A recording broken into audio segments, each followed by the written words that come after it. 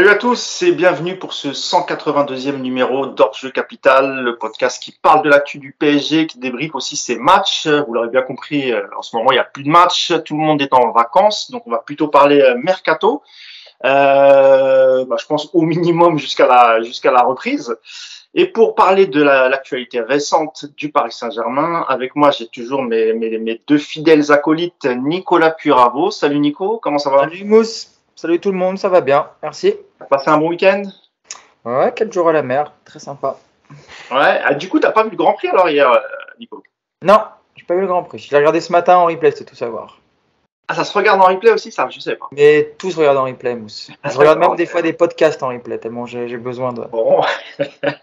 Bon, alors ça va, c'était une belle course sinon? Ouais, c'est des voitures qui tournent en rond et qui se doublent, quoi. C'était une course de voitures, quoi. C'est pour ça que Ouais, c'est passionnant. on a connu mieux, mais non, ça allait. Bon, en tout cas, t'as pris des couleurs sympas. Hein. Je sais pas de quel côté t'étais, mais Il y avait du soleil, il n'y avait pas de vent, mais il y avait du soleil. t'étais où? Oh, ça y est, donc là je raconte mon week-end. C'est podcast, Oui. le podcast Weekend Nico United. Toujours. J'étais à côté de Saint-Brieuc. Ah, la Bretagne. C'est bien ça, hein, je me trompe pas. Hein. C'est la Bretagne Nord. Ouais. Parfait, Nico. Eh ben, c'est parfait. Yacine, il n'était pas en Bretagne, hein, il était en région parisienne, hein, comme d'habitude. Yacine Amned, le coach Yacine. Salut Yass, comment ça va? Comme d'hab, salut à tous. Ça va bien Yass? Ouais, ça va, merci. T'as passé un bon week-end? Ouais, tranquille. Tranquille. Ouais, Hein? calme. Avec la rumeur Zidane qui traîne, qui fait mal à la tête. Et comme avec Mbappé, ben, il y a une partie des gens qui va faire pile, une partie des gens qui va faire face, puis celui qui va gagner, il dira ah, ouais, je vous l'avais dit. Ah ouais, c'est à peu près ça, vu qu'il y a tout et son contraire. Mais on va revenir. C'est l'actualité un peu chaude du PSG.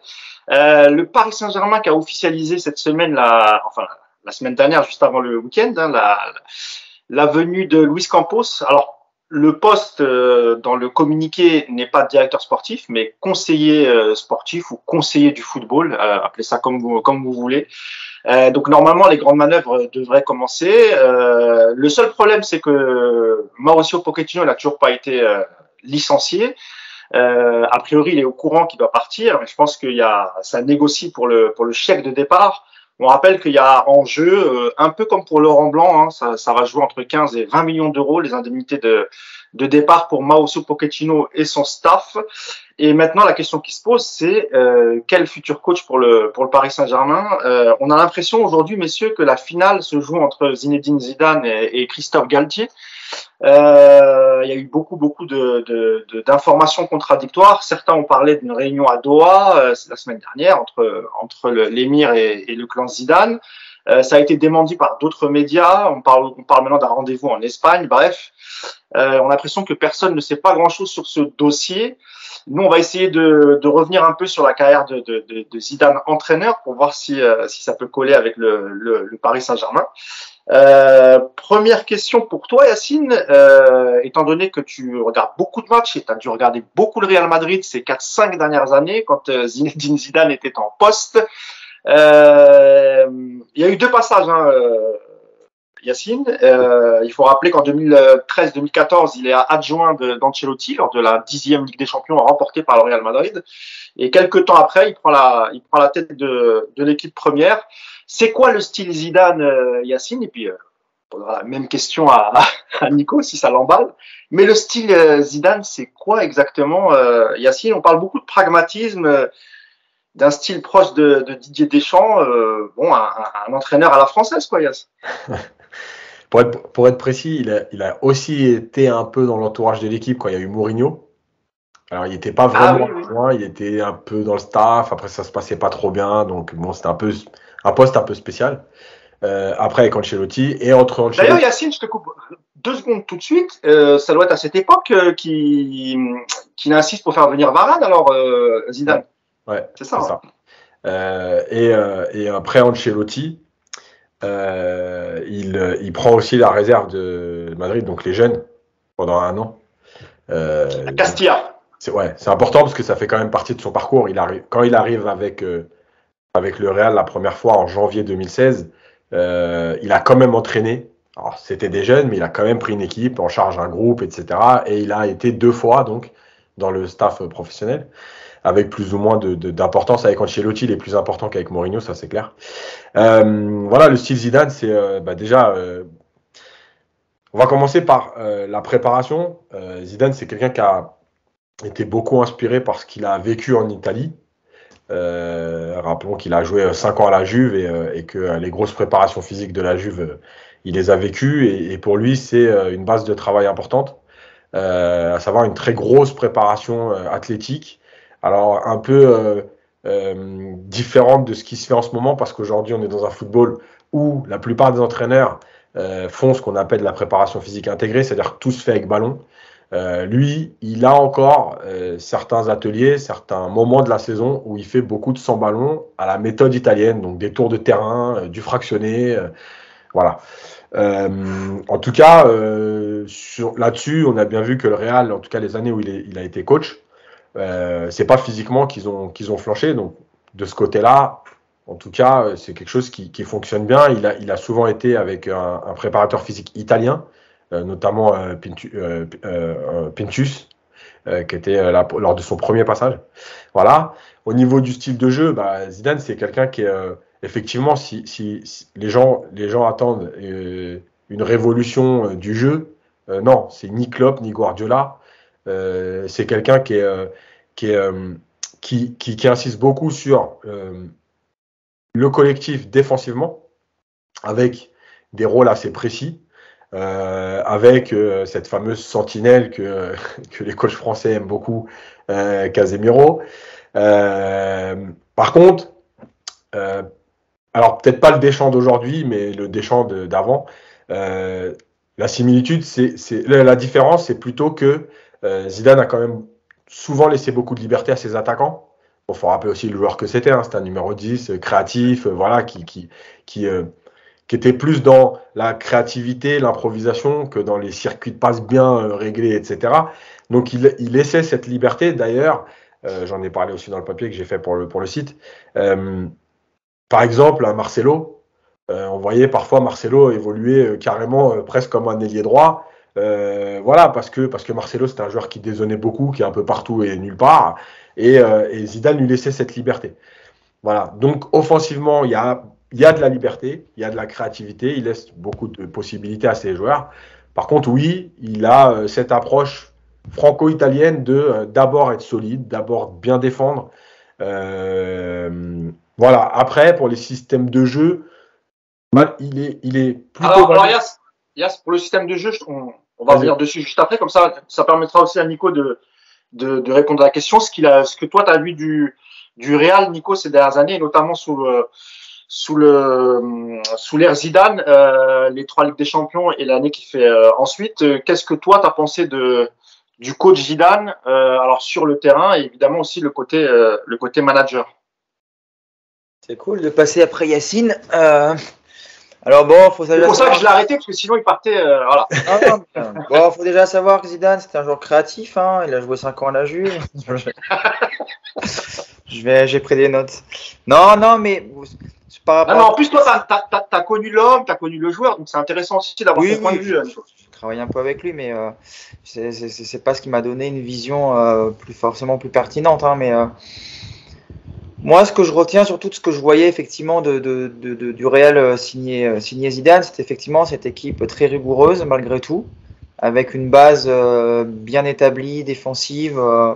On fait pas n'importe quoi, on solidifie vraiment les bases et puis devant, effectivement, c'est pas des schémas de jeu ultra complets, c'est pas des combinaisons dans tous les sens, c'est pas des joueurs qui permutent en phase offensive ou défensive. Enfin voilà, sans être péjoratif, c'est un football assez basique, mais et ça a été, je pense, la force de ce Real-là, ça a été avec Zidane d'avoir les joueurs à leur place, les bons joueurs à leur place, avec quelque chose qui fonctionnait très bien. On ne demande pas des choses trop compliquées, mais on demande des choses efficaces. Et on a l'impression qu'effectivement, le Real de Zidane de cette période-là, c'était une équipe ultra efficace, très solide, avec les joueurs qui avaient des missions très définies. Et voilà, on n'est pas là pour faire du folklore. Le spectacle, c'est bien, mais voilà, c'est vraiment d'abord avant tout une recherche d'efficacité. Et en 3 ans, il a prouvé qu'il avait la formule forcément avec ses 3 Ligues des Champions. Merci Nico. Tu voulais revenir toi Yacine, c'est l'étape suivante sur le système de jeu qu'a utilisé Zinedine Zidane. Tu l'as dit dans le papier, hein, il était adepte du 4-3-3, 4-4-2, mais il a aussi joué de temps en temps avec une défense à 3 ou à 5, appelez ça comme vous voulez. Du coup, il n'y a pas réellement de système tactique défini par Zinedine Zidane, sauf qu'on peut dire qu'il a plus joué avec une défense à 4 qu'avec une défense à 3, Yass. Ouais, alors je pense aussi que, alors là aussi c'est beaucoup de sa période italienne, aussi son passage avec Ancelotti, parce qu'Ancelotti c'est quand même un entraîneur qui est plutôt adepte de la défense à 4. Il est capable aussi de s'adapter, mais globalement sur 80% des matchs tu as une défense à 4. Zidane il le fait et même dans sa première période il était capable de faire ce qu'avait fait Ancelotti à l'époque, c'est-à-dire d'être un peu en 4-3-3 en phase offensive et en 4-4-2 en phase défensive, donc d'avoir ces 2 lignes de 4 bien compactes et de laisser Ronaldo et Benzema devant plutôt libres et se recentrer.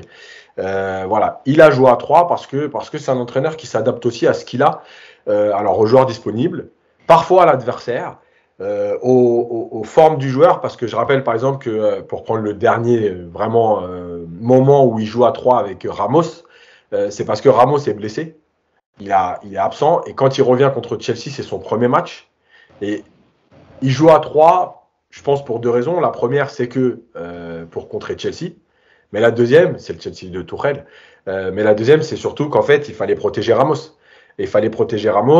et parfois à 3, tu protégeais aussi Marcelo. Donc, il s'adapte beaucoup à ce qu'il a. C'est pas quelqu'un qui va te dire moi je joue en 4-3-3 et puis si tu vois demain il est au PSG, Verratti n'est pas là et un défenseur central, il va pas te dire je vais jouer à 3, il va à 4 quoi qu'il arrive. Il va s'adapter à ce qu'il a, aux formes des joueurs, etc. Et la dernière chose dans sa gestion de tout ça, c'est que ça a été quand même le seul, alors peut-être qu'au bon moment, mais en tout cas le seul, à faire comprendre à Ronaldo qu'il pouvait pas jouer les 60 matchs, que pour rester performant, il fallait qu'il fasse des impasses. Il en a fait, alors évidemment, Ronaldo, il n'a pas raté les Real Barça ou les Real Atlético, mais certains matchs de coupe, Ronaldo faisait même pas le déplacement. Et à l'arrivée, quand on reprend les statistiques de Ronaldo sur les 3 Ligues des Champions, les 3 que Zidane gagne 2016, 17, 18, Ronaldo, il est ultra efficace en Ligue des Champions. Et j'irai même un peu plus loin. Il y a eu, alors j'ai plus la date exacte, mais j'ai un doute, sur 2017, je crois, que sur la deuxième partie de saison, à partir du moment où il y a les matchs de Ligue des Champions, il a pratiquement une équipe qui fait le championnat et une équipe qui fait la Ligue des Champions. C'est d'ailleurs le moment où Asensio se révèle, etc. Parce que justement, il s'est dit, voilà, en Liga, on peut faire ça. Donc évidemment, par Ramos et tout, hein, mais je te parle un peu milieu en attaque. Et en Ligue des Champions, il avait une équipe qui était type en Ligue des Champions. Et ça lui a permis aussi d'emmener tous ces joueurs-là concernés jusqu'au bout. Ce qu'on dit souvent, tu sais, sur le truc du groupe, concerner le collectif au maximum, ça lui a permis de le faire parce que finalement, des joueurs un peu moins utilisés jouaient quand même le championnat à ce moment-là. Pourtant, Nicolas, on avait l'impression que, au contraire, Zinedine Zidane, coach, faisait peu de changements. On se rappelle que dans son premier passage où il prend la responsabilité de l'équipe première, il y a quasiment aucun mouvement pendant 3 ans. Il demande aucun joueur. Il gagne les Ligues des Champions avec le même groupe. Moi, j'ai pas souvenir en fait qu'il y avait une équipe pour le championnat et une équipe pour la Ligue des Champions. Nico, c'est aussi. Pardon? Une fois sur les 3, j'ai pas dit les 3. Ah, si tu parles d'une seule saison, oui, parce que moi j'avais. Voilà. Il a été capable de. Je sais pas si tu es d'accord avec moi, Nico. C'est vrai qu'on a l'image d'un Zidane qui a un groupe de 13-14 joueurs qui fait jouer souvent les mêmes, qui fait peu de changements, qui part toujours avec une équipe type. C'est aussi les reproches qu'on faisait aussi aux 2 derniers coachs qui changeaient toujours de système, de joueurs, etc. Est-ce qu'avec Zidane aussi, Nico, il n'y a pas ce côté, il y aura une vraie équipe, un vrai 11 titulaire et on va dire 3-4 joueurs qui rentreront dans la rotation. Donc, tu vas concerner 15-16 joueurs toute la saison. Je pense que font quand même beaucoup d'entraîneurs aujourd'hui. Avoir une équipe type et avoir. Regarde le Real cette année.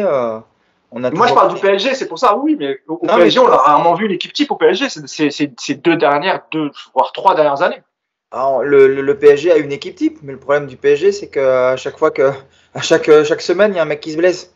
Il y a un mec qui se blesse, un mec qui est fatigué, il y a un mec qui a une opération marketing à l'autre bout du monde qui revient fatigué, il y a les 40 mecs qui partent en sélection. Enfin, il y a une équipe type du PSG.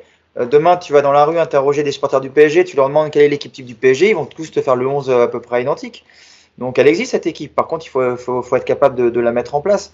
Effectivement, ce que disait Yacine, c'était intéressant, parce qu'effectivement, alors cette équipe d'équipe Ligue des Champions et championnat, c'était encore une fois, hein, c'était en fin de champion, c'était en fin de saison. Hein, je crois que c'est les deux derniers mois de la compétition à peu près de mémoire, où effectivement, il met tout sur la Ligue des Champions. Je me rappelle pas s'il y avait de l'avance ou pas en championnat, ou si c'était très serré, mais c'est vrai que il hésite pas et ça a fonctionné. Mais voilà, c'est pas quelque chose qui fait sur une saison complète. Je te l'ai dit tout à l'heure, Zidane, c'est un entraîneur très pragmatique. À partir du moment où il va trouver les 11 joueurs qui lui donnent satisfaction, il n'y a pas de raison de changer pour changer. Si tu arrives à gérer le physique, si tu arrives à gérer les blessures. Après, effectivement, ce qu'on peut reprocher, et on l'a souvent vu peut-être même avec Tourelle, c'est que une fois que tu es mis de côté avec certains entraîneurs pour revenir dans la rotation, c'est compliqué. Zidane, lui, il a ce côté où il arrive effectivement à garder tout son groupe concerné. Je pense que c'est lié à sa gestion, mais c'est aussi lié à sa personnalité, à ce qu'il représente. C'est un entraîneur qui a été un joueur qu'on connaît tous. Et c'est inné chez lui, je crois, ce qui dégage la perception des joueurs. Voilà, tu as ça où tu l'as ou tu l'as pas. Ancelotti, c'est pareil. Tu as des mecs comme ça qui imposent naturellement le respect, et Zidane en fait partie. Plus peut-être par effectivement ce qu'il représente, par rapport à son aura de joueur et même maintenant d'entraîneur, par rapport à ses idées tactiques ou à ses révolutions qui en fait, il n'y en a pas spécialement. Mais moi, je trouve que c'est pour ça que ça serait intéressant d'avoir un mec un jour comme Zidane au PSG, parce que on reproche à ce collectif, à ce vestiaire d'être ingérable, d'avoir des égos surdimensionnés, d'avoir des passes droits, d'avoir des clans, d'avoir des groupes. On a quand même le sentiment qu'un mec comme Zidane, il est capable de mettre tout le monde on va pas dire au garde à vous, mais de mettre tout le monde dans le même sens, d'avoir cette autorité naturelle. Et pour la gestion d'un groupe, c'est évident que Zidane, ça donne envie quelque part de voir ce que ça donnerait. Maintenant, en tant que coach, c'est autre chose. Mais voilà, sur la gestion, en tout cas, il l'a prouvé avec le Real qu'il savait emmener un groupe de 20 joueurs jusqu'à une finale de Ligue des Champions. Et puis, comme tu regarderas les compositions des Ligues des Champions, tu as des mecs qui jouent jamais. Mais quand il faut le faire rentrer une fois de temps en temps, il est capable, le mec, de sortir du banc et de faire une différence, parce que Zidane a aussi cette faculté de garder tout le monde vraiment sous la main. Après, contrairement à un Pochettino, par exemple, cette année, je ne crois pas que Zidane ait déjà eu à gérer 30 internationaux, plus des jeunes. Enfin, tu vois, il y a aussi ton effectif qui est important. Et le Real, ces dernières années, n'a pas beaucoup acheté, pour plein de raisons. D'abord parce que quand tu gagnes, tu n'as pas besoin forcément de racheter, tu vois, c'est évident, quand ton équipe elle marche, tu n'achètes pas. Mais voilà, le Real a toujours aussi des effectifs ces dernières années assez cohérents en termes de postes et surtout en termes de nombre. Tu mets Zidane avec 40 joueurs pro, il sera, je pense, confronté au même problème que d'autres entraîneurs. Tu le mets avec 20, par contre, il a montré qu'il était vraiment très très efficace dans ce genre de gestion. Yacine, lors de la saison 2017-2018, donc c'est la fameuse saison où Neymar et Mbappé signent au PSG. Cette année-là, le Real est aussi sur Kylian Mbappé. Donc ils sont prêts à mettre aussi 180 millions, mais c'est aussi l'année où émergent des jeunes au Real Madrid. Je pense à Isco, Vasquez, Asensio, ce type de joueurs.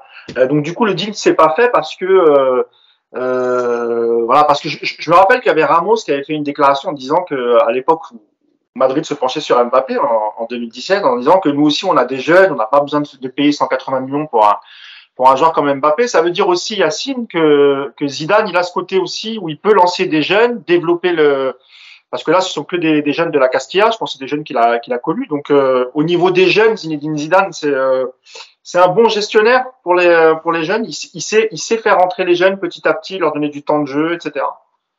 Alors, je pense qu'en fait, il y a deux choses. Faire rentrer des jeunes, il l'a fait parce que même Odegaard, il l'a fait jouer. Alors très peu, mais il l'a fait jouer. J'ai oublié Odegaard, ouais. Voilà. Donc oui, il n'y a pas de problème. Maintenant, je pense que c'est sûrement lié aussi à ce que lui était capable de faire au très haut niveau. Et c'est aussi ce que dit souvent Ancelotti dans de nombreuses interviews et dans ses livres, c'est d'expliquer qu'en fait, à un moment donné, ces entraîneurs-là, ce ne sont plus des formateurs. Ils sont plus là pour former des joueurs, ils sont là pour avoir une équipe compétitive. Et je pense qu'Asensio, par exemple, parce que je pense que c'est le meilleur exemple, parce que Isco est un peu plus vieux. Isco, il le relance plus qu'il le lance. Il le relance en numéro 10, etc. Asensio, c'est vraiment, il le lance dans le grand bain, etc. Il y a aussi, on peut citer aussi Valverde, par exemple, quand la deuxième saison, deuxième passage, voilà. Le truc, c'est que Zidane, il peut lancer des jeunes, il n'y a pas de problème. Par contre, il faut qu'il soit performant tout de suite. C'est-à-dire qu'il n'est pas là pour leur dire, vous avez 10 matchs pour vous mettre dedans parce que vous êtes jeune. S'il lance un jeune, c'est qu'il considère qu'il a le niveau pour être au niveau de son équipe et de ce qu'il en attend. Et il ne va pas avoir 8 matchs pour te dire, bon, ok, tu as le droit de faire des erreurs, tu es jeune. Lui, il lance un jeune compétent. Voilà. Alors, pas terminé, attention, hein, ça ne veut pas dire terminé, mais compétent, c'est-à-dire qu'il est capable de faire ce qu'on lui demande à un joueur professionnel d'un effectif comme celui-là. Si ça passe pas, bah effectivement, par contre, Zidane, c'est pas le genre de mec à trop donner 10 chances. Voilà, on le voit par exemple au Real, hein, quand il était au Real, que ce soit avec Mariano, avec Jovic que lui-même a fait venir. Voilà, si alors ouais, on va parler après de ces choix. Si t'es pas performant, Zidane, il s'en fout en gros de jeunes, pas jeunes. Il peut lancer des jeunes, mais si t'es pas performant, tant pis pour toi. Il y aura pas 10 chances, quoi.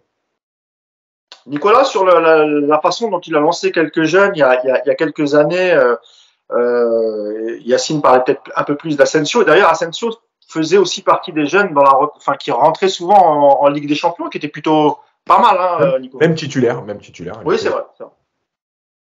Ouais, mais on en revient à ce que je te disais, c'est un peu du pragmatisme, quoi. C'est-à-dire que il a des joueurs qui lui donnent satisfaction, que ce soit un jeune ou un moins jeune, j'ai pas l'impression que ce soit son souci. S'il estime que ça marche, on en revient à ce que je te disais, avec un mec comme Zidane, il peut se permettre, on le disait, de mettre Ronaldo sur le banc sur certains matchs, donc il peut se permettre de mettre des joueurs un petit peu moins... voilà, un Ramos, un Ronaldo, c'est compliqué de les mettre sur le banc sur un match de Ligue des Champions, mais on va dire que les joueurs de l'étage inférieur, dans ce qu'ils représentent, un mec comme Zidane, il les met facilement sur le banc, il n'y a pas de problème. Je pense pas que ce soit un entraîneur qui regarde les statuts de chacun au moment de faire ses compositions, et donc voilà, il est capable, mais parce que on va en revenir toujours à la même chose, c'est quelqu'un qui est capable de faire cette rotation, d'expliquer à ses joueurs, et c'est accepté, voilà. J'ai pas le souvenir d'avoir vu un joueur sortir sous Zidane, refuser de lui serrer la main, partir en faisant la gueule. Alors, il y a forcément dans un groupe des mécontents, tu vois, c'est pas parce que c'est Zidane que tu es content. Mais voilà, il y a cette autorité naturelle, il y a ce respect qu'il impose, et puis quand tu as les résultats derrière qui sont derrière, c'est aussi pareil, c'est plus facile. Quand tu viens de gagner 2 Ligues des Champions, bah, la 3e campagne de Ligue des Champions, quand tu fais un choix, bah, comment tu veux contester ça, tu vois, donc... L'interrogation, ça va être comment il va se comporter dans un effectif réputé compliqué, voire ingérable. Voilà, elle est là vraiment l'interrogation. Est-ce que ce qu'il a fait à Madrid avec des joueurs puisque comme tu le dis Yacine, quand il prend Madrid, il n'arrive pas à Madrid comme ça. Hein. Il est là depuis un paquet d'années entre joueurs, sa reconversion, l'équipe de jeunes, adjoint d'Ancelotti. Enfin, toi, c'était quand même une figure importante du club. Ça faisait depuis plus de 10 ans qu'il était là quand il prend l'équipe. Là, il va arriver au il arrête en 2006 hein, sa carrière de joueur. D'ailleurs, il termine sur un carton rouge, il me semble, hein, lors de son dernier match. D'ailleurs, juste une question pour une petite parenthèse. Est-ce que vous avez souvenir du Zidane joueur qu'on mettait sur le banc vers la fin de sa carrière? Moi, je m'en souviens plus, c'est un peu loin, mais je sais pas si vous rappelez est-ce que Zidane, on pouvait le mettre sur le banc à Madrid? Moi, je n'ai pas de souvenir que Zidane était sur le banc. Moi non plus, ouais. Et pourtant, sa dernière saison avant la Coupe du Monde 2006, elle n'est pas terrible. Ouais. Mais je pense que c'est... Bah, après, le Real, c'est aussi... tu sais, un peu ce qu'on reproche au PSG. Alors, le Real a la chance d'avoir ce passé historique en Coupe d'Europe, d'avoir gagné autant de titres. Mais ce qu'on reproche parfois au PSG, le Real, ils ont aussi été dans ce cas. Hein. On rappelle de 2002 à 2006 avec les fameux tous les ballons d'or qui sont arrivés au Real. Les Galactiques. Voilà, tu gagnes pas de titre. Par contre, effectivement, tu as 18 ballons d'or sur le terrain. Quoi. Donc voilà, c'est le Real, c'est aussi ça.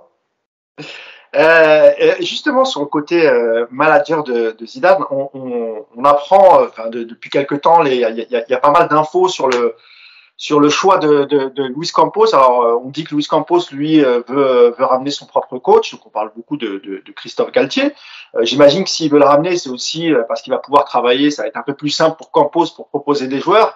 Je pense que Galtier va pas beaucoup l'embêter là-dessus. Par contre, si c'est Zinedine Zidane qui vient, je pense que ça va être un peu plus problématique, étant donné que Zidane aussi, il aime bien choisir ses joueurs. Et justement, c'est le côté un peu négatif de Zidane, parce que lors de son passage à Madrid, il n'y a pas eu beaucoup de mouvements quand il était coach, mais quand il a voulu des joueurs, en général, ça fait un flop. Je pense à Eden Hazard, évidemment, mais pas que. Il y a eu aussi Jovic, qui a complètement disparu des radars. On se rappelle aussi qu'il a insisté pour faire venir Paul Pogba, mais Florentino Pérez n'en voulait pas parce qu'il me semble qu'il avait des mauvais rapports avec Mino Raiola, son conseiller. C'est un peu le risque aussi si tu choisis Zidane, parce qu'à mon avis, si tu choisis Zidane, je vois pas comment Campos peut rester à ce moment-là. Ça serait compliqué. Mais il y a un risque parce qu'on sait que lui, il aime beaucoup, par exemple, Pogba, qui est libre, même si depuis hier, on annonce un accord avec la Juventus de Turin. Qu'est-ce que tu penses de ce côté-là, toi, Yacine? Je sais que tu as toujours été plus ou moins contre que les coachs fassent le mercato. Mais Zidane, on peut rien lui refuser. S'il accepte de venir au PSG, les Qataris seront obligés d'accepter aussi le fait que c'est lui qui choisit son équipe. Et là, au vu des choix qu'il avait fait à Madrid à l'époque, on peut peut-être s'inquiéter à ça. Ouais, effectivement, c'est vrai que après quand il recrute Hazard, je pense que personne ne conteste le talent d'Hazard. Le problème, c'est qu'Hazard est pas sérieux, donc du coup, ça fait un flop. Ça, c'est clair, et c'est pas que de la faute de Zidane, c'est aussi de la faute de Hazard lui-même, quoi. Voilà.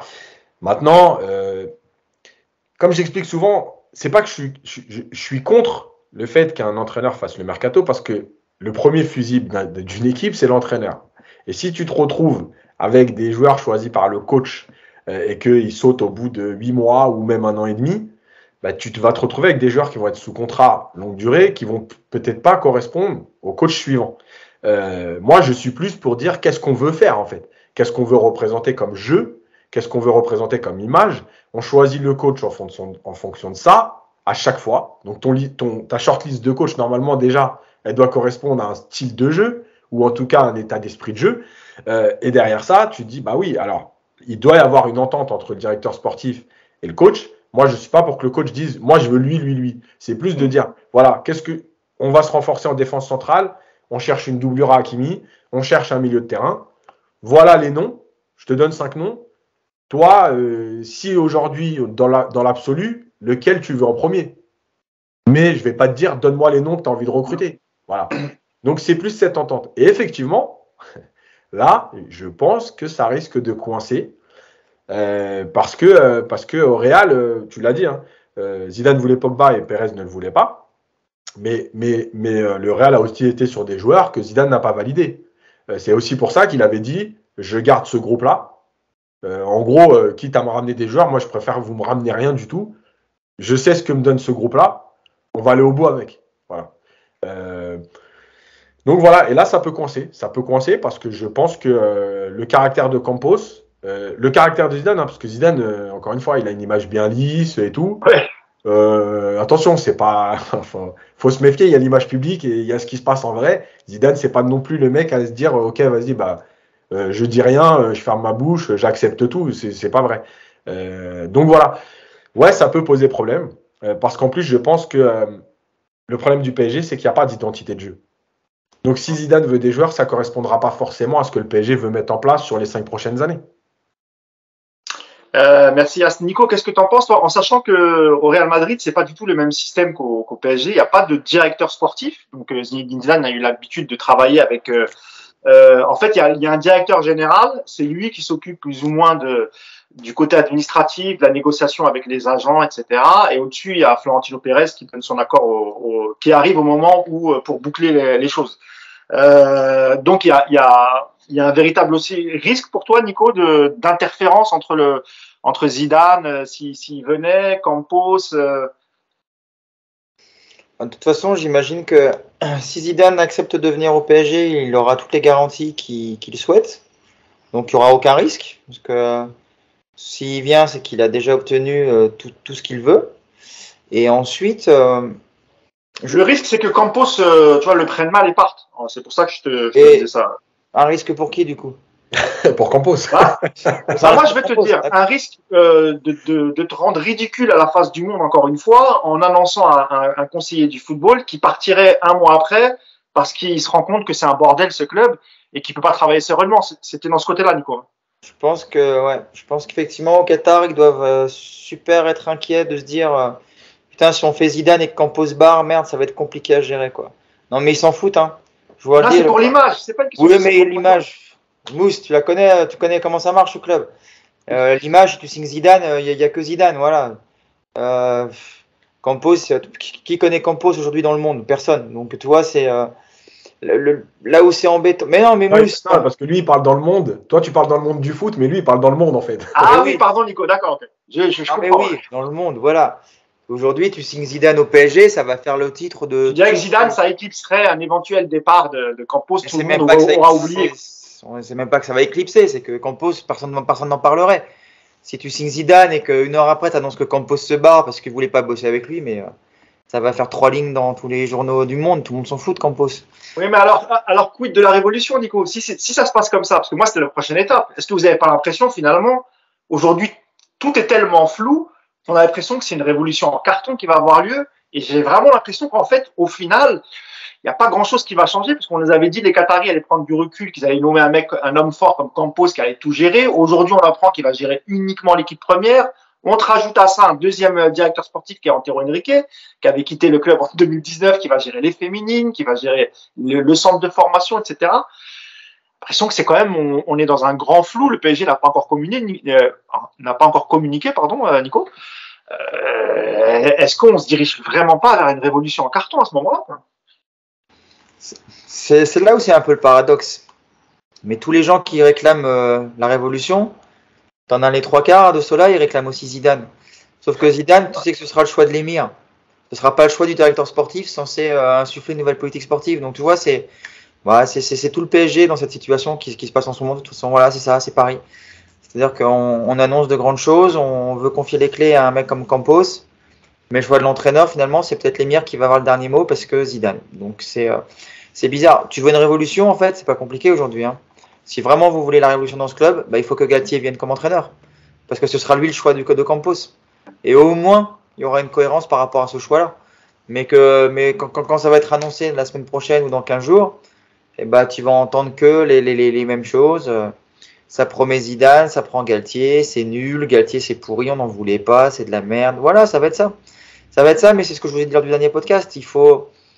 Il y a un moment où si on veut, nous, supporters, être un tout petit peu cohérents avec tout ce qu'on a réclamé ces dernières années, il faudrait peut-être qu'on ferme tous nos gueules pendant 6 mois et puis qu'on les laisse bosser, les mecs, tu vois. Campos, on est tous d'accord pour dire que c'est un super directeur sportif, c'est un mec qui a une vraie vision du football. Lui, pour le coup, il a des fiches sur les joueurs. C'est pas comme Leonardo qui regarde sur Google le nom du mec qu'on vient de lui proposer. Enfin, tu vois, au moins, tu as un mec qui bosse. Je vous l'ai dit la dernière fois, s'il estime que Galtier, c'est l'homme de la situation pour ce projet-là, va pour Galtier. Moi, je suis pas contre Galtier, il n'y a aucun problème. Si dans 6 mois ça marche pas, on leur tapera dessus. Mais il faut peut-être leur laisser un petit peu cette occasion de bosser. Après, si tu as Zidane qui vient, moi, Zidane, il y a 1 an, je t'aurais dit, il faut le prendre. Parce que le club, c'est un bordel sans nom. Il n'y a pas de structure. Il n'y a pas de structure, tout le monde se tire dans les pattes. Au moins, tu mets Zidane dans le vestiaire, déjà, au moins, tu sais que ça va un petit peu, logiquement, régler pas mal de problèmes. Aujourd'hui, si tu as commencé à restructurer ton club, ou que du moins tu en prends le chemin, peut-être que Zidane s'impose moins comme un choix logique, tu vois. Donc, c'est difficile tout ça, mais ils discutent de toute façon avec Zidane, parce que sinon, Galtier aurait déjà été annoncé, je pense. Donc, les discussions, elles existent. Je pense que la décision n'est pas prise. Et puis, pour tout le reste, effectivement, Antero Henrique qui ressort de je ne sais pas où, là, on dirait qu'il était... J'ai l'impression qu'il était planqué dans une bagnole sur le parking du Camp des Loges depuis 3 ans. Là, puis il a retrouvé les clés du coffre, il ressort et ça y est, le gars, on va lui reconfier plein de trucs. Au début, je pensais qu'il était juste là pour aider à vendre. Finalement, on est en train de se rendre compte qu'il va sûrement avoir des prérogatives un peu élargies. Bon, je ne vais pas dire que je suis convaincu par cet organigramme qui se met en place, mais encore une fois, on va attendre d'avoir les décisions, les annonces officielles pour commenter et puis pour critiquer, parce que bon, on va pas commencer à les dézinguer avant tout, mais... on n'aura pas de toute façon la révolution intégrale, comme je vous l'avais dit la dernière fois, en 1 mois ou en 2 mois, quoi. Ça va prendre des années. Donc si au moins déjà on commence à structurer l'équipe première, qu'on fait un peu le ménage chez les féminines et dans les équipes inférieures. Et puis que d'ici 1 an ou 2, on essaye encore un petit peu de fusionner tout ça pour finalement arriver dans 3 ou 4 ans avec un responsable de tout le secteur sportif de ce club. Pourquoi pas? Mais c'est pas Campos. Tu mets là, tu confies tout le club sportif à Campos, il va pas en un claquement de doigts tout régler. Il y a trop de bordel, il y a trop de problèmes. Il peut pas tout faire, Campos. Donc déjà qu'il fasse l'équipe première, je pense que c'est le plus important. Et puis on verra après. Mais bon, pour l'instant, effectivement, cette révolution annoncée, elle a l'air un peu quand même bancale. Je suis d'accord avec toi. Yass, sur le même sujet, on se rappelle que juste après la prolongation d'Mbappé, on a l'impression que même dans les déclarations d'Mbappé, il disait que voilà, il a été rassuré parce que le projet va bouger, il y a d'autres hommes qui vont arriver pour gérer tel ou tel secteur.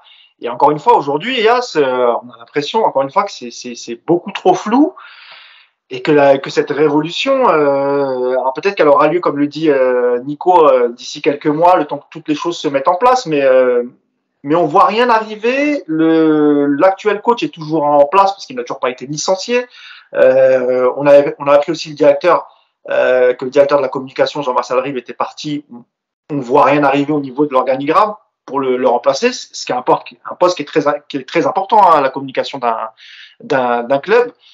Est-ce que finalement, encore une fois, Yann, je te repose la même question, est-ce qu'on reprend pas les mêmes et on recommence, et est-ce que finalement cette révolution elle va faire pchit, parce qu'au bout du compte, voilà, on ne sait pas qui décide, qui va prendre certaines décisions, le coach, tout ça. Ça fait un peu peur, Yass, non?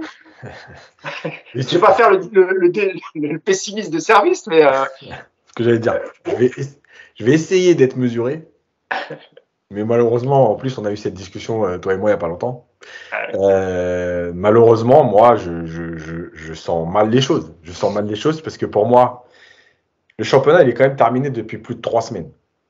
Ça fait 3 semaines qu'on attend la nomination d'un coach parce que je rappelle quand même que même si le mercato est officiellement ouvert depuis 2 jours, je crois, le coach, c'est quand même la base du travail. Et là, il n'y a toujours pas de coach, alors que la reprise est prévue dans moins d'1 mois, puisqu'elle est prévue, je crois, le 4 juillet pour le 4 juillet. Voilà, la majorité du groupe. Tu n'as pas de coach. Sans coach, en tout cas nommé, évidemment, ton recrutement, ou alors vraiment, ils ont décidé de recruter d'un côté et de nommer un coach de l'autre, et en gros, le coach, il devra se débrouiller avec les joueurs qu'on va lui donner. Mais à un moment donné, un joueur, il doit avoir une discussion avec un coach. Qu'est-ce que tu vas en faire? Est-ce que tu le connais? Est-ce que tu sais l'utiliser? Est-ce qu'il y a quelque chose qui se passe? On peut pas. Enfin voilà. Donc déjà, dans cette révolution qu'on attendait tous, si ça se passe comme ça, c'est que c'est pas une vraie révolution. Il y a donc un mec qui va recruter et il y a un coach à qui on va dire tiens, débrouille-toi avec ça. Donc déjà, c'est un problème. Troisième chose, moi, c'est l'idée, c'est la sensation que j'ai en tout cas, c'est que on vous a offert Mbappé. On vous a dit qu'il allait avoir une révolution parce qu'on a compris le message. Mais finalement, doucement avec les vacances, c'est en train de se calmer. Et puis, on va vous refaire une 2017. C'est-à-dire, on va vous donner 2-3 noms. Débrouillez-vous avec ça. Et là, je rejoins Nico. Moi, tout le monde sait que moi, Galtier, j'en veux pas. Mais pas pour le côté pas bling-bling, parce que c'est pas du tout mon football et ce qu'il représente. Mais bref. Et qu'il est Marseillais aussi. Oui, bien sûr. Et tout ce qu'il représente, c'est pour ça que j'ai dit ça. Oui. mais évidemment que je rejoins Nico, parce que les mêmes qui vous disent révolution, évidemment que si demain Galtier est annoncé à la place de Zidane, les mêmes vont vous dire mais c'est qui Galtier, etc. Et tu vois, moi, je le redis, quitte à prendre un entraîneur moins coté, en tout cas médiatiquement, etc., que Zidane, moi je suis pour un mec comme Amorim. Amorim a quand même fait des choses au Portugal. C'est un jeune entraîneur. Et pour moi, c'est quelque part, entre guillemets, le même profil que Galtier. C'est-à-dire que dans le vestiaire du PSG, Amorim ou Galtier, je ne suis pas persuadé. Ouais. Tu vois, quand Messi va arriver devant Galtier, ce sera le même effet qu'Amorim. Hein. Donc l'idée de dire c'est qui Amorim, qu'est-ce qu'il a fait, mais je pense que Galtier, c'est la même chose. Galtier, il a gagné un championnat de France. Voilà, c'est tout. Hein, calmez-vous. Hein, je veux dire, nous, il est connu en France parce qu'on est en France. Mais Messi, quand tu vas lui montrer Galtier, tu lui mets Amorim contre Cessao ou n'importe qui, ça ne changera rien pour lui. Tu vois, c'est personne pour lui, Galtier. Donc, voilà, je pense réellement que le choix du coach va aussi avoir deux conséquences. La première, c'est de voir où veut vraiment aller le PSG. Et la deuxième, c'est de voir si les supporters ont fait semblant pendant 2 mois et finalement ils ont compris les leçons. Parce que même nous ici, puisqu'on l'a répété ici, on s'est même moqué de nous-mêmes. Pochettino, quand il est arrivé, on était content et on a pris 2 claques. Donc aujourd'hui, évidemment, que même s'il nomme ni Galtier, ni Amorim, ni Zidane et qu'ils en nomment un autre, bon, je pense que dans quelques semaines, je fermerai ma bouche parce que Pochettino, il m'a bien calmé quand même. C'est marrant parce que tu es revenu sur 2017 tout à l'heure. Tu parlais du fameux mercato d'été avec Neymar et Mbappé. On se rappelle que c'est à ce moment-là aussi que arrive Antero Henrique.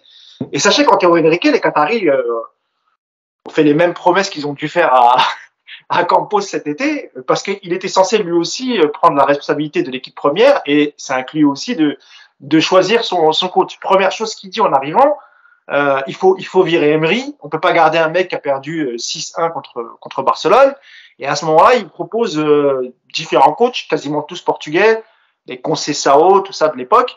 Je me rappelle, par United avait sorti Conceição, tout le monde nous avait insulté, tout le monde rigolait. Et quelques mois après, c'était avéré que c'était vrai. Donc voilà, ça se trouve Campos, lui aussi, on lui a dit oui. Chez les Qataris, en fait, une fois que t'as signé, t'as signé, hein, tu vas toucher ton chèque. Donc eux, ils sont capables de dire ouais, mais Coco, en fait, c'est pas aussi simple. Là, il y a une opportunité de faire Zidane, on peut pas la laisser passer. Et moi, je pense qu'ils perdent de leur temps. Si vraiment Zidane a dit non, pourquoi insister? Nasser avait déclaré après l'incident Neymar, quand il voulait partir à Barcelone, que maintenant on recrutait des joueurs qui voudraient venir pour le club, pour l'amour du club, pour le projet. Je pense que ça va aussi concerner l'entraîneur. Quand tu vois qu'un gars hésite, te dit non à plusieurs reprises parce qu'il attend l'équipe de France, parce que ceci, cela, moi je comprends pas qu'on insiste encore avec Zidane. Comme tu l'as dit, hein, l'entraînement c'est le 4 juillet, la reprise. Si tu nommes l'entraîneur une semaine avant, ça va être compliqué. Ça va être je peux rajouter juste un vas-y. Enrique, si aussi réellement ses prérogatives c'est le centre de formation, eh ben, alors je vais citer mon livre comme ça me permettra de faire un peu de pub, mais dans le livre on parle de PSG et encore une fois, 18 mois après un nouveau changement, parce qu'Enrique était venu avec son équipe, Leonardo a donc remercié plein de gens qui étaient venus avec Enrique et 18 mois après, on va donc repartir sur une nouvelle révolution au centre de formation. Je rappelle qu'il y a une équipe qui a été nommée l'année dernière avec notamment Cabaye et plusieurs coachs qui sont arrivés l'été 2021. On est à l'été 2022. Si réellement Enrique, parce qu'on sait comment il travaille, hein, mais c'est partout pareil, hein, je ne vise pas Enrique, c'est tous les directeurs de centre qui travaillent comme ça.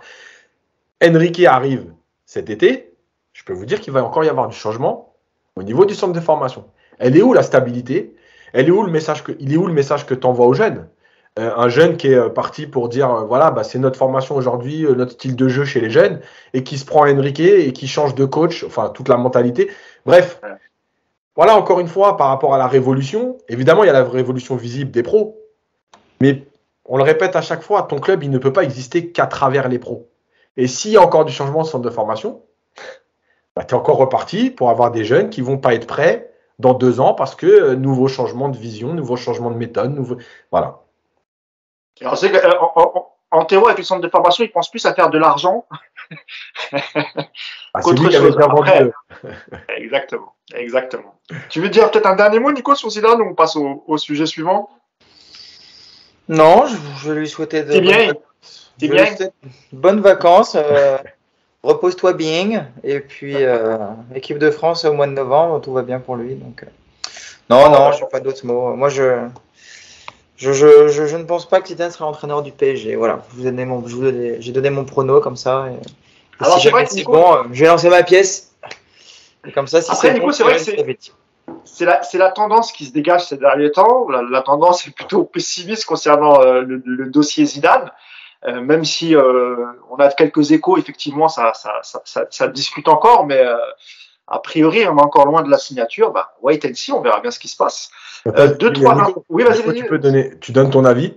Moi, je dis l'inverse, comme ça, en tout cas, on pourra dire Paris United avait raison. C'est ça. Ouais, et on ressortira que l'extrait. On vous l'avait dit. On vous l'avait dit sur Skynet. Ben oui, on vous l'avait dit. Ouais, avec des sirènes, des bombes, tu vois, des émoticônes, là, comme ils font tous. Ah ouais. Faudra qu'on fasse un jour un débat sur tout ça, là, sur les informateurs des réseaux sociaux. Ça peut être marrant.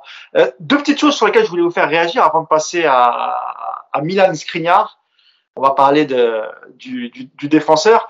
C'est Leonardo qui a officiellement, paraît-il, quitté le club. C'est sorti dans pas mal de médias. Il n'y a pas eu un message, rien, aucune communication du club pour quelqu'un qui a quand même été important dans ce club. Hein. Alors pas en tant que joueur parce qu'il a fait une saison.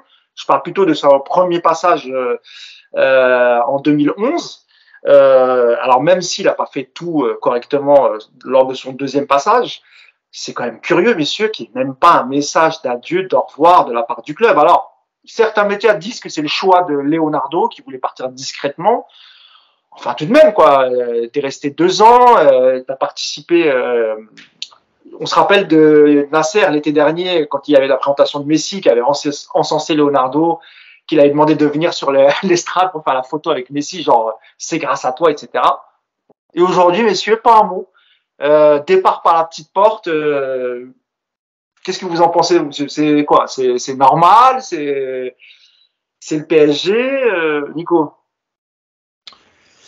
Non, c'est le PSG. Voilà, t'as un directeur sportif qui se bat et il n'y a même pas de communication. Je pense que Nasser, de toute façon, a prévu une intervention, alors soit dans les médias, soit une conférence de presse. Je pense qu'il va pas pouvoir faire autrement parce qu'il a annoncé des grandes décisions. Donc je suppose qu'il va prendre la parole peut-être cette semaine d'ailleurs. Je pense qu'il glissera un mot pour Leonardo, mais c'est vrai que c'est quand même un peu bizarre quoi de pas sur le site officiel d'avoir 3 lignes. Leonardo quitte le club, merci pour tout, bonne continuation, tu vois, ça engage à rien. Je vois pas non plus Leonardo pourquoi est-ce qu'il demandera à ne pas communiquer là-dessus, ce que ça peut lui faire. Ça change pas grand-chose. Enfin, je sais pas, c'est un petit peu étrange cette histoire et puis bon, c'est le PSG. Ouais. J'ai envie de te dire, c'est le PSG. RS pour Nico. C'est la révolution, quoi. C'est nous.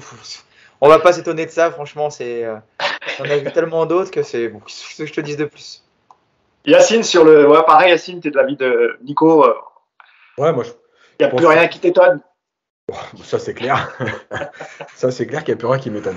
Mais je pense surtout que c'est très significatif, en fait, de la relation que Leonardo avait fini par créer autour de lui, au club, avec Nasser.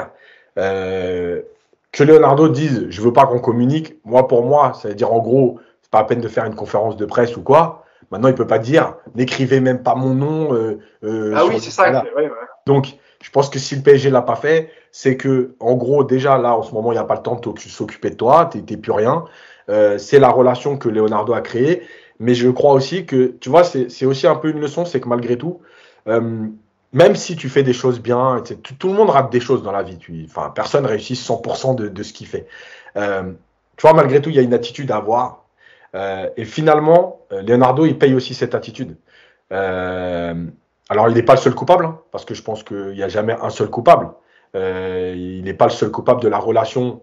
Voilà. Mais en tout cas, au club, il commence à être détesté, tout le monde le sait, dans les bureaux, etc. Et je pense qu'à un moment donné, tout se paye. Et partir comme ça, c'est malgré tout, parce que l'histoire de Leonardo avec le PSG, elle existe. C'est moche, quoi. C'est moche parce que tu as réussi à te mettre tout le monde à dos et finalement, tu n'es plus rien, alors que tu as quand même existé dans l'histoire du PSG QSI en plus.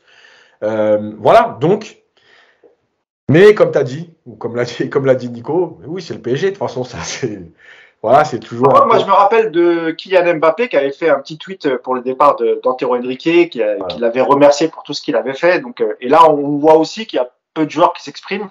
Et moi, je vous l'avais dit, et puis, enfin, vous le savez déjà, c'est vrai qu'entre le vestiaire et Leonardo, très très peu de joueurs. Alors peut-être il y a que ceux qui l'a fait venir, avec qui peut-être ça allait mieux. Je pense à Abdou Diallo parce que c'était Leonardo qui était parti le chercher. Donc voilà. D'ailleurs, Leonardo, il y a une info sur lui qui vient de la presse espagnole. Hein. Il semblerait que le club de Valence soit intéressé par la venue du Brésilien pour le poste de directeur sportif. Valence qui vient de prendre un ex-Milanais, Gennaro Gattuso, pour le poste de coach. Après, Valence, c'est un club qui est en proie à beaucoup de difficultés financières. Je suis pas sûr que Leonardo soit un bon gestionnaire. On a vu ce qu'il a fait en Turquie en quelques mois. Faites gaffe les Espagnols quand même. Hein. Bon. Encore une petite brève. On a sorti une petite info hier sur Twitter concernant l'intérêt du Stade Rennais pour Abdou Diallo. On vient d'en parler justement. Voilà, pour remplacer le défenseur central marocain, l'axe gauche. Avec, hein, c'est ça, Yacine. Aguerd. Aguerd, pardon. Ouais, tu sais quoi, ce nom il fait pas du tout marocain en fait. Il fait plus russe que marocain. Moi j'ai du mal avec ça. Donc voilà, il y a absolument rien de frais et évidemment. Et puis c'est pas sûr que Diallo s'intéresse aussi, même si Rennes est un bon club avec un bon niveau, ils vont faire l'Europa League, etc. Voilà, je pense que s'il y a des clubs un peu plus huppés, voilà, il a un gros salaire aussi, Diallo. Donc voilà, c'est que le début du mercato. On parle aussi d'un intérêt de Strasbourg pour Colin Dagba, une opération qui fera, selon l'équipe, pourrait se faire autour de 3 millions d'euros, ce qui serait plutôt pas mal, hein, récupérer 3 millions pour un joueur comme Dagba. Donc voilà, ça c'est côté départ, et malheureusement, il y a pas d'autres pistes côté départ, hein, étant donné qu'ils ont tous signalé qu'ils voulaient rester, ça va être compliqué. Par contre, côté arrivée, messieurs, il y a une piste qui a l'air d'être bien chaude, c'est celle qui vient d'Italie pour le défenseur central Milan Skriniar qui joue à l'Inter Milan. Alors on parle d'une opération qui pourrait se faire entre 60 et 80 millions, ce qui est quand même énorme. Il a 27 ans, il lui reste 1 an de contrat. Il y a la presse italienne qui ce matin disait qu'à 60 millions et quelques bonus, l'affaire pourrait s'entendre. Nico, avant que je demande à Yacine, ton avis, toi, déjà sur le joueur, et est-ce que tu penses qu'un joueur comme Marquinhos pourrait être en danger, avec l'arrivée de Milan Skriniar, ou pour toi, c'est plutôt Kimpembe, étant donné que Milan Skriniar est polyvalent, il peut jouer axe gauche, axe droit. Déjà, d'abord sur le joueur, Nico, ce que tu en penses, et ensuite sur la concurrence. J'en pense pas grand-chose parce que le foot italien, c'est pas trop ma tasse de thé et que je suis pas l'Inter régulièrement. Je l'ai vu jouer un peu en Ligue des Champions. Ce que j'en sais, c'est que c'est un bon joueur, surtout c'est un joueur fiable parce que c'est un joueur qui dépasse toutes les saisons 30, 32, 35 matchs en championnat. Donc c'est un mec qui est capable d'enchaîner les saisons et qui a l'air plutôt en forme physiquement et qui se blesse pas tout le temps. Donc déjà rien que pour ça, c'est un profil qui va nous faire du bien. En tout cas, avant de finir au PSG. Ouais. Après, bah oui, de toute façon, c'est comme tu dis, il va connaître sa première grosse blessure en octobre, si c'est bien sûr. Mais non, après, celui qui sera en danger, c'est le plus mauvais de la défense actuelle. Et le plus mauvais, c'est Kimpembe. Donc, je pense pas que ce soit Marquinhos qui soit menacé. Aujourd'hui, c'est sûr que si Skriniar arrive, à mon avis, Marquinhos en 1, Skriniar, Ramos potentiellement en concurrence en 2. Et puis derrière tout ça, moi je mettrais Kimpembe de toute manière. Donc vous connaissez mon avis sur le Titi parisien. Donc voilà. Après ça peut être une bonne renfort. Hein. C'est un beau bébé, un gros gabarit. Il marque ses 2-3 buts de la tête toutes les saisons. Encore une fois, c'est une valeur sûre de l'Inter. Voilà. Ça peut devenir le beat du PSG. Malheureusement, c'est toujours le souci avec nos recrutements qui sont censés nous faire beaucoup de bien. Je vous rappelle qu'on a réussi à faire d'Hakimi un défenseur banal cette saison alors qu'il arrivait en tant que meilleur latéral du monde chez nous il y a 1 an. Donc on verra s'il a... Il connaît bien Skriniar parce qu'il a évolué avec lui. Ouais, ils ont joué ensemble. Donc, bon, on verra. Il est slovaque, hein, c'est ça, slovaque? Ouais. Il est slovaque. Bon, écoute, on verra. Hein. Le Slovaque est costaud moralement, j'espère. Merci Nico. Yacine, sur Skriniar. Alors moi, pour répondre à Nico, avant de donner la parole, sur le côté concurrence à Marquinhos, c'est sur le côté aussi mental, hein, Nico. Hein. C'est-à-dire qu'on a souvent reproché aussi dans les grands rendez-vous à Marquinhos de pas être présent, de pas savoir remobiliser ses troupes, de gueuler un peu sur le terrain. Et c'est aussi une des particularités de Milan Skriniar. Comme tu l'as dit, d'abord, c'est un joueur physiquement très très fiable. Et on décèle chez lui ce côté guerrier qu'on voit peut-être pas forcément chez Marquinhos. Est-ce que tu es d'accord avec ça, Yass? Oui. Alors, Marquinhos, on va pas le tuer non plus parce qu'on a vu des fois quand même ce côté guerrier. Dans son passage au PSG, il y a eu des matchs où vraiment il a envoyé dans les duels des tacles qu'on Bien saurait. sûr, bien sûr.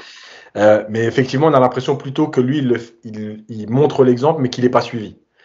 Skriniar, on a l'impression d'une personnalité un peu plus affermée, notamment à l'Inter, voilà, où il n'hésite pas à parler, à donner de la voix, à faire des remontrances à ses partenaires. Voilà, donc ça déjà, c'est peut-être un peu différent. Marquinhos, on a l'impression des fois qu'il le fait un peu en l'air, genre en gros, si vous m'entendez, c'est bien, mais bon, je ne sais pas trop. Ça, c'est clair.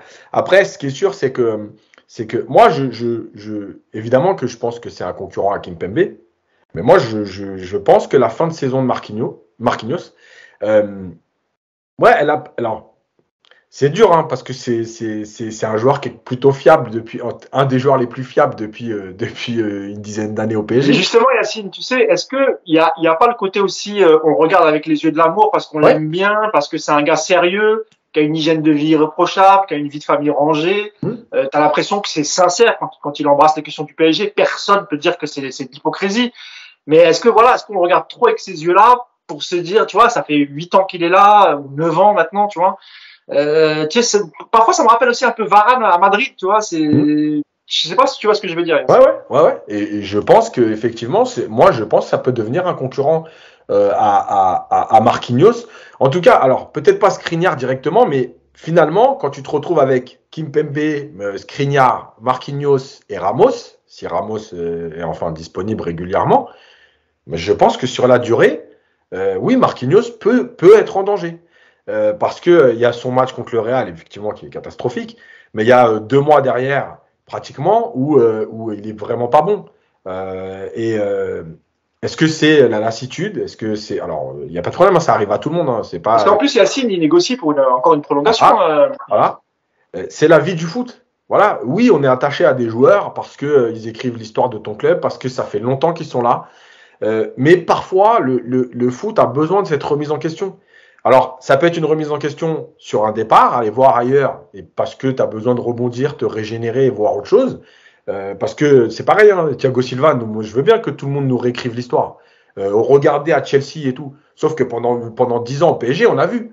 Donc, nous réécrivez pas l'histoire. Oui, peut-être que Thiago Silva avait besoin d'aller à Chelsea ou ailleurs, hein, mais en tout cas à Chelsea, pour sortir du marasme parisien, entre guillemets, sur ces gros matchs. Et il l'a fait, il a gagné avec des champions. Bravo à lui, mais ne réécrivez pas l'histoire. Et peut-être que Marquinhos, donc ça peut être un départ, et ça peut être de la concurrence. Ouais, peut-être qu'à un moment donné, quand on te ramène un joueur de ce niveau-là, qui a 27 ans, parce que c'est à peu près le même âge en plus, etc., ils sont pas très loin. Il a 28, Marquinhos, hein, je crois. Ouais, voilà. Donc c'est te dire, bah ouais, peut-être qu'il va falloir que je me bouge. Et peut-être que les 2-3 matchs que je fais en fin de saison, alors on enlève le Real, mais les 2-3 matchs de championnat que je fais en fin de saison, je peux plus me permettre de les faire.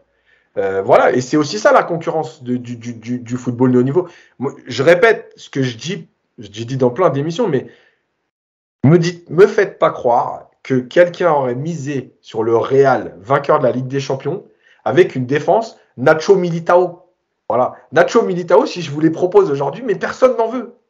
Mais dans un collectif, avec cette mentalité, avec des joueurs qui finalement sont inscrits dans un projet collectif, ben les mecs, ils ont fait le taf. Je te dis pas que c'est des grands défenseurs. Hein. Aujourd'hui encore, tu me dis Militao, il vient pour remplacer Marquinhos, je te dis non, j'en veux pas. Ou il vient pour remplacer même Kimpembe, tiens. Mais dans ce projet-là, dans cet état d'esprit-là, ben les mecs, ils ont fait le taf. Donc parfois aussi, tu vois, moi je suis un amoureux du jeu. Donc dans le jeu, tu me dis Militao, Marquinhos, mais évidemment qu'il n'y a pas photo en termes de footballeur. Mais peut-être qu'à un moment donné, pour gagner quelque chose de grand, ben, oui, peut-être que tu as besoin de Militao. Et tu vois, moi je l'avais dit à l'époque, bon, à l'époque on faisait pas les émissions, mais sur David Luiz. Tu vois, David Luiz, peut-être qu'à un moment donné, il est moins bon que Thiago Silva. Mais peut-être que son état d'esprit et comment il est vu par les autres, c'est peut-être plus important à un moment donné qu'un Thiago Silva.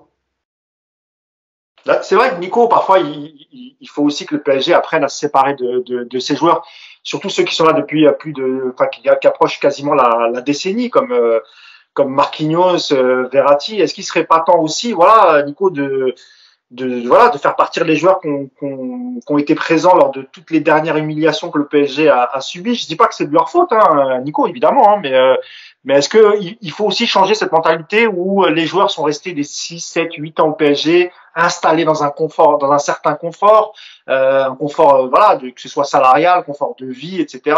Est-ce qu'il faut, voilà, est-ce qu'il faut pas se dire maintenant, personne n'est intransférable? Alors évidemment, à part Mbappé, qu'ils ont galéré à le garder. Mais est-ce que t'es pas aussi dans cette idée-là, toi? Enfin, est-ce que tu penses que il faudrait pas, voilà, il faut un peu laisser partir les joueurs, régénérer un peu l'effectif. Et là, on parle évidemment de Marquinhos. Et on fera le débat aussi de Verratti sur Verratti parce qu'on n'aura pas le temps, mais on pourra parler de Verratti au prochain podcast. Mais qu'est-ce que t'en penses, toi, de ça, Nico? Si tu veux virer du PSG tous les mecs qui ont été marqués par les humiliations, bah tu vas débuter la saison à 2, quoi. Donc tu pourras pas tous les virer, hein, Moussa. Il va falloir en garder quelques-uns, malheureusement. Alors je comprends ce que tu veux dire, mais je parle pas forcément de cet été. Hein. C'est-à-dire, est-ce que l'erreur, ça n'a pas été ça? C'est-à-dire que quand le Barça est venu chercher Verratti, quand Marquinhos il avait eu des touches, etc. C'est ça que je te parle. Mais il y en a eu plein. Quand Neymar fait son cinéma en 2019 pour se barrer, évidemment que Neymar, bah tu veux partir, bah va-t'en. Verratti, quand il te fait des saisons à 50% de match, 2 saisons de suite, bah c'est bon, au revoir, fin du rideau. Marquinhos, si tu trouves qu'il est moins bon ou si mentalement il n'est pas capable de tirer les mecs vers le haut, et bah c'est effectivement, il faut ouvrir la porte. Le problème du PSG de toute façon, c'est que c'est un club qui ne sait pas vendre, qui ne sait pas se séparer de joueurs qui ont été bons. On a vu les psychodrames Thiago Silva et Cavani, on voit comment ça se passe quand des mecs comme ça se barrent. Donc moi évidemment je suis partisan de renouveler une équipe. Moi il y a des joueurs, le côté football romantique, je m'appelle Totti, je suis toute ma carrière à la AS Rome, c'est très bien, tu vois, mais c'est pas pour moi une garantie ou un exemple à suivre. Le PSG a besoin, à mon avis, de renouveler. On parlait tout à l'heure de Emery après la claque du Barça. Tu vois, quel club garde un mec qui a pris 6-1 à Barcelone? Mais quel club en Europe fait ça? Il fallait même pas changer l'été. Il fallait le virer le lendemain du match. C'est terminé. Au revoir. Merci pour tout, quoi. Tu vois, c'est donc ouais, moi je suis assez d'accord. Sur le cas Marquinhos, par contre, j'irai pas jusque dire qu'il faut ouvrir la porte et qu'il faut qu'il parte. Mais par contre, je pense qu'il faut effectivement lui faire comprendre qu'il y a de la concurrence. Ouais, c'est ça. Et que son statut aujourd'hui est fragilisé par rapport à sa saison. Et si tu veux vraiment faire une révolution et si tu veux insuffler quelque chose de nouveau, ça commence aussi par un geste symbolique, c'est le brassard de capitaine. Et moi, je pense que confier le brassard de capitaine à un autre joueur, c'est quelque chose qui aurait du sens cet été. Ouais, après, il faut savoir que Marquinhos, il a tellement attendu que le départ de Silva pour récupérer le capitanat, son frère faisait un lobbying en privé pour que Marquis soit, alors que Thiago Silva était toujours là. Hein. Elle faisait un lobbying de fou aussi pour que Marquinhos récupère le brassard. Il y a aussi la déclaration de Kimpembe en conférence de presse, où un journaliste l'a relancé sur les déclarations qu'il avait faites il y a quelques jours en disant qu'il fallait qu'il rencontre la direction, qu'il savait pas où il en était, qu'il voulait savoir quelle direction allait prendre le nouveau projet du PSG et on a l'impression qu'il sous-entendait aussi par là, il fallait aussi qu'on augmente son salaire, mais c'est quand même fou après une saison aussi ratée que celle qu'ils viennent de faire, de demander à renégocier, enfin je veux dire normalement tu dois te faire tout petit et surtout pas demander une prolongation, c'est la vérité franchement. Quand tu sors d'une saison comme ça, comment tu peux aller devant les caméras et dire oui mais moi je veux savoir où on va nous déjà on a vu où vous avez été, c'est-à-dire en 8e de finale de Ligue des Champions et un parcours en Ligue 1 qui est assez chaotique même si tu as les 15 points d'avance, éliminé de la Coupe nationale. Et t'as des mecs encore qui osent venir demander des augmentations, des prolongations de contrat. C'est ouf ça. Parce que je pense que malheureusement, c'est ce que j'avais dit quand il y a eu le début d'idée de révolution, c'est que tu as pris des habitudes. Comme chez toi, c'est-à-dire que tes enfants, ils rentrent tard, ils dépassent l'heure. Tu leur dis de rentrer à 18h, ils rentrent à 19h15. Tu les punis pas. Pourquoi il va rentrer à 19h? Pourquoi il va rentrer à 18h la prochaine fois? Il va rentrer à 19h30. Et s'il n'est pas puni, il rentrera à 20h. Là, c'est pareil. Voilà, tu les as habitués à ça, quels que soient les résultats, les claques, les humiliations, tu les as habitués à les prolonger, à les augmenter. Le mec, il a raison de demander. Et c'est pour ça que moi, j'avais dit que soit Nasser n'est plus là, soit il y a un président délégué et un directeur sportif qui reprennent les choses en main, parce qu'aujourd'hui, malheureusement, Nasser, ce qu'il a créé, notamment avec ces joueurs-là qui sont là depuis longtemps, bah, c'est que si Kimpembe va voir Nasser et il dit ouais, je vais t'augmenter, et que Nasser il dit écoute, avec la saison que tu as faite, c'est pas le moment de me prendre la tête, bah, le mec il va lui dire mais attends, qu'est-ce qui t'arrive, Nasser? Fait 10 ans que tu nous parles pas comme ça, maintenant qu'est-ce qui te prend? Donc le mec, ils ouvrent les portes parce qu'elles ont déjà été ouvertes 1000 fois. Voilà. Sauf que peut-être que là, Yacine, il aura. Alors, on va voir sur Campos comment ça va se passer, ce qui reste, ce qui va rester, tout ça. Mais sauf que maintenant, il va falloir qu'il aille voir Campos. Campos, lui, qui a aucune attache ni avec Kimpembe, ni avec aucun joueur du vestiaire, bah, lui va pouvoir leur dire non. Voilà. Vu ce que tu as fait la saison dernière. En espérant que quand il dit non, il n'y ait pas le mec qui appelle Nasser et que Nasser il dit vas-y, on se voit demain. C'est ça le problème. Ouais, mais là-dessus, Nasser, honnêtement, ça fait quelques années qu'il a pris un peu de recul là-dessus. Il est plus autant. Oui, je vois ce que tu veux dire, mais tu vois, parce que le problème du fonctionnement d'aujourd'hui du PSG, c'est que tu as l'impression aussi que par rapport aux supporters, ils sont attachés à certains symboles. Et le fait de dire ah, Enrique veut pas parler avec Kimpembe, ah, mais Kimpembe c'est un titi quand même, machin, les supporters. Tu vois ce que je veux dire? C'est ça le problème. Et malheureusement, et tu as raison de dire que Nasser il a pris un peu de recul. Mais je pense qu'il y a encore 3-4 joueurs qui peuvent se permettre, peut-être, d'appeler Nasser et de le titiller. Ou en tout cas, peut-être pas de le rencontrer, mais Nasser qui appelle Enrique et qui lui dit ouais, fais quelque chose, tu vois, quand même, c'est un symbole du club. Tu vois, oui, je vois, mais, voilà. Mais après, encore une fois, si tu as décidé vraiment de changer toutes ces mentalités-là, normalement, il n'y a plus de ça, tu te mets de côté, tu as nommé Campos. On sait que Campos, il est quand même dur, hein, comme Enrique. Hein. Il était très dur. Hein. Quand il a voulu se débarrasser de Lucas Moura, il a été très très dur avec Lucas Moura, qui voulait pas partir parce que il y avait Neymar qui arrivait, il y avait son pote Neymar qui arrivait, et tous les jours il venait au camp des loges, Enrique, il voyait Lucas Moura, il lui disait hey, il faut que tu partes, trouve-toi un club, tu ne joueras pas si tu fais pas l'effort et si tu discutes pas avec le club, de toute façon tu ne joueras pas. Donc c'est comme ça qu'après ils ont trouvé un deal avec Tottenham pour qu'il aille jouer. Mais voilà, donc effectivement, il y a des joueurs qui vont pouvoir avoir l'oreille du président, mais ça, c'est des Messi, Mbappé, ça on le sait, évidemment. Pour le reste, je pense que ça va être un peu plus compliqué. Si je comprends bien, Enrique, là, il va aller voir Kurzawa et lui dit si tu t'en vas pas, tu joueras pas. Bah, de toute façon, il a pas eu besoin d'Enrique parce que Leonardo lui avait. Je sais pas. Leonardo va prolonger. Pour lui, l'argument, ça va être quoi pour Kurzawa? Ça va être le contraire? Si tu t'en vas pas, on va te faire jouer. Du coup, il va se barrer, tu crois ou... Ah, c'est possible, ça. Alors, tu vois, tu les feras pas partir en les menaçant, hein, ces mecs-là. Hein. Tu sais, il faut... Non, ça, je suis d'accord. Ça, Enrique ou pas... Et puis Lucas Moura, à l'époque, il avait quand même... alors, il n'avait pas prouvé au PSG, etc. Mais il avait fait quelques matchs intéressants. Quand tu as un joueur qui veut jouer, tu peux jouer sur ce genre d'argument. Mais Enrique, si ça va être ça son argument cette saison pour virer les Kerrer, les Draxler, les Kurzawa... Je pense pas. Et en plus, rappelez-vous que Kurzawa avait dit, moi, de nous deux, c'est Leonardo qui partira en premier. Donc, moi, je pense qu'il avait un vrai contentieux. On sait toujours pas pourquoi. Pourtant, c'est Leonardo qui l'a donné 4 ans supplémentaires, qui lui a augmenté son salaire. Alors, je sais pas qu'est-ce qu'il avait contre Leonardo. Il devrait plutôt le remercier. Mais je pense que Kurzawa, il va quand même vouloir jouer un peu au foot l'année prochaine. Donc, après, le problème, c'est le club, Nico. C'est quel club va vouloir d'un mec qui a une réputation, assez fragile, qui a quasiment pas joué cette année. Voilà, qui n'a pas joué un match de la saison.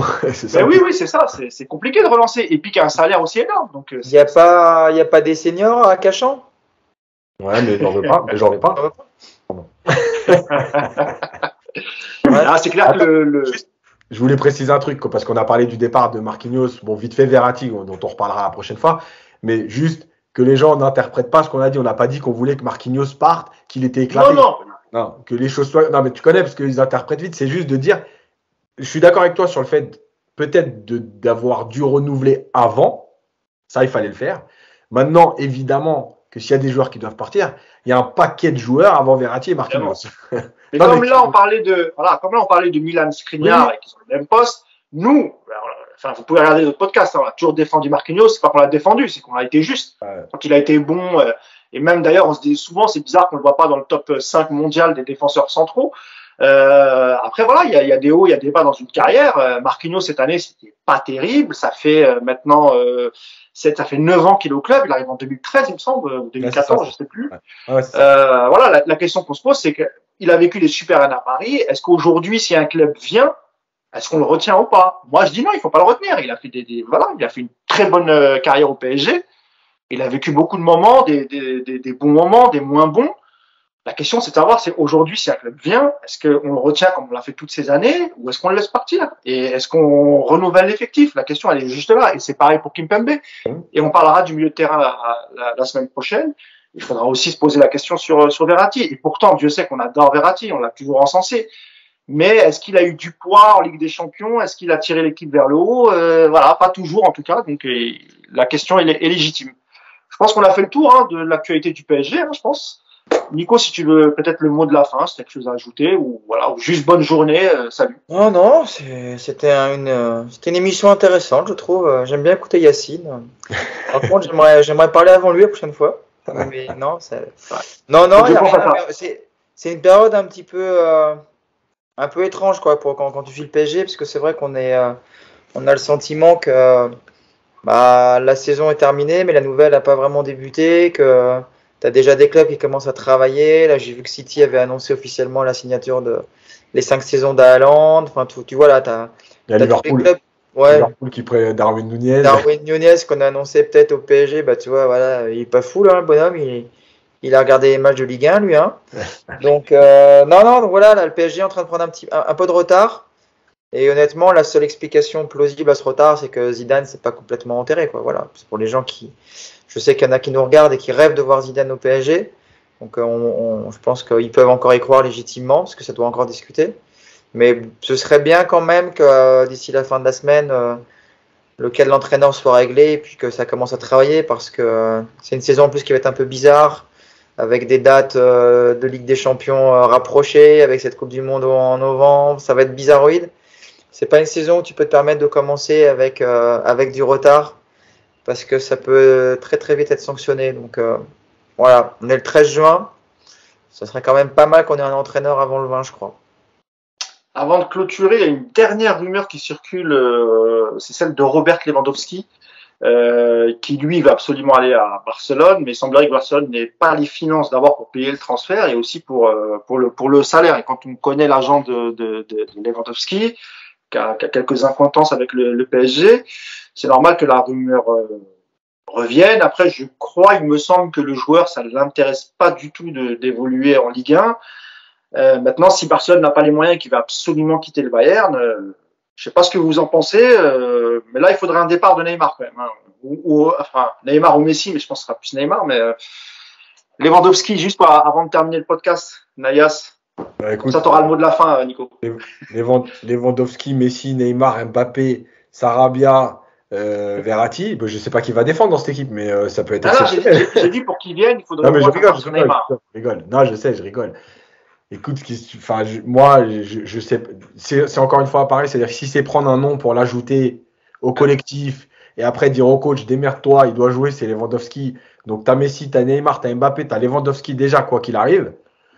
Bon, voilà, c'est-à-dire qu'en fait, c'est pas une révolution qu'il y a eu, ils se sont foutus de notre gueule pendant 2 mois et on est reparti à 0. Voilà, c'est aussi simple que ça. Maintenant, oui, si tu fais partir 1 ou 2 joueurs, évidemment que Lewandowski, c'est. Après, il a 34 ans, Yass, c'est pas un joueur d'avenir. C'est vraiment une opportunité. Là aussi, je suis pas sûr que dans le cadre d'un nouveau projet, ce soit une bonne idée. Quoi, tu vois. Non, mais c'est pour ça. Mais après, Messi, il a 34 ans aussi. Bon, tu vois, voilà. Donc, c'est toujours pareil. Ça dépend qui tu fais partir.